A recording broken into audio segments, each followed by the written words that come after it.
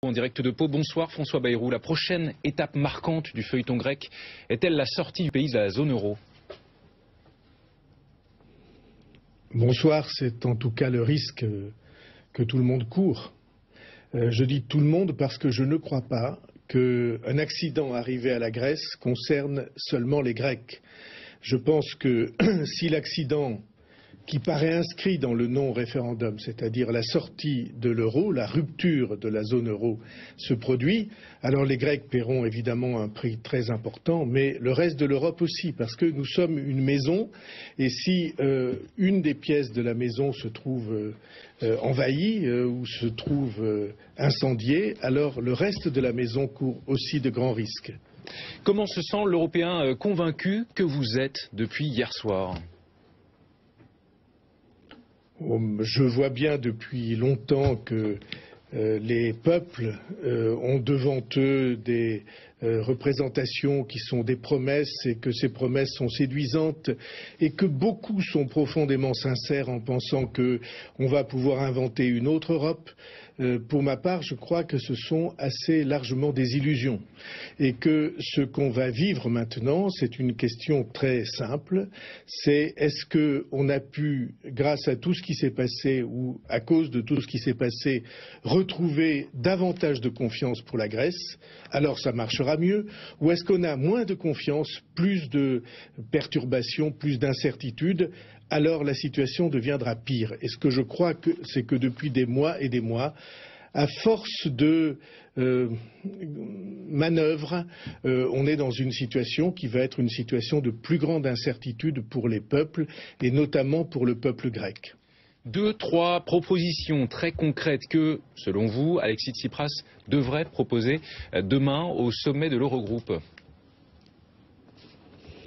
Vous savez, la campagne a été faite sur le thème de l'austérité. Nous ne voulons plus de l'austérité, mais la question qui se pose pour les Grecs, comme pour bien d'autres peuples, et je dis à mi-voix, comme pour le peuple français, cette question, elle est simple. Lorsque vous avez besoin d'emprunter tous les jours pour payer vos salaires et vos retraites, alors la seule question qui se pose, c'est de savoir si vos prêteurs ont confiance en vous ou pas.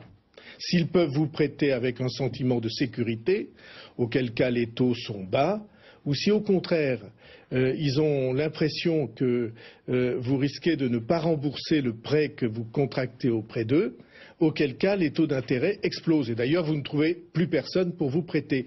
C'est aujourd'hui cela la situation de la Grèce.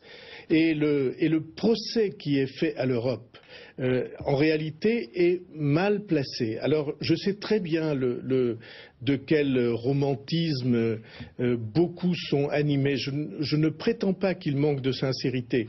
Ce que je crois, c'est que la situation faite aujourd'hui à la Grèce va mettre demain davantage en péril sa banque, son économie, qu'ils ne pourront plus sortir de l'argent pour faire les importations nécessaires au commerce ou au tourisme, et que simplement les banques grecques ne sont pas sûres de pouvoir réouvrir.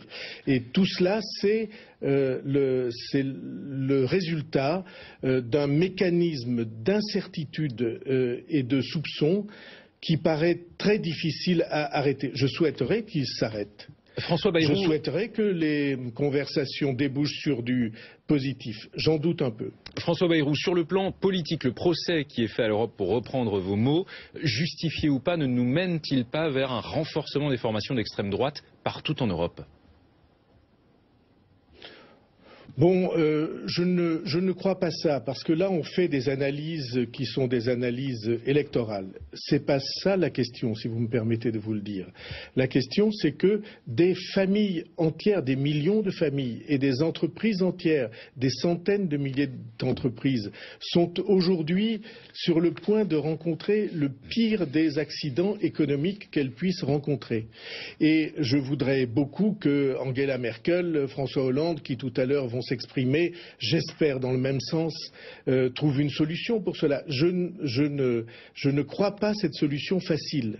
Je ne crois pas qu'il soit probable, comme on l'a dit, que la Grèce était renforcée par le référendum d'hier. Je crois au contraire que la situation est plus difficile encore à traiter qu'elle l'aurait été s'il y avait eu un oui.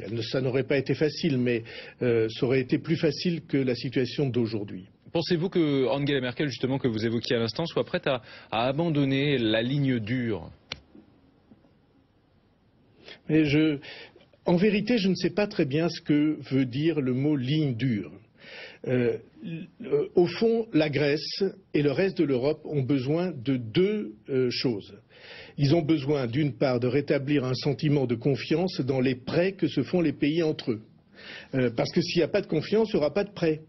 Et donc ils ont besoin de rétablir l'idée que oui, on va pouvoir à terme s'en sortir et rembourser une partie importante de la dette. Et deux, la question c'est comment rétablir l'économie grecque. Comment peut-on à nouveau produire des richesses alors que vous le savez, l'économie de la Grèce s'est effondrée depuis 6 mois. Comment fait-on?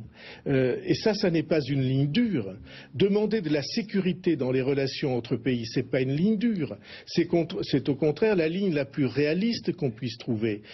C'est une présentation fausse que de faire croire qu'il y a d'un côté des méchants qui exigeraient des positions intenables et de l'autre des gentils qui seraient là pour aider les peuples. C'est une position fausse. Merci beaucoup, François Bayrou. C'est une illusion qu'on entretient. Merci François.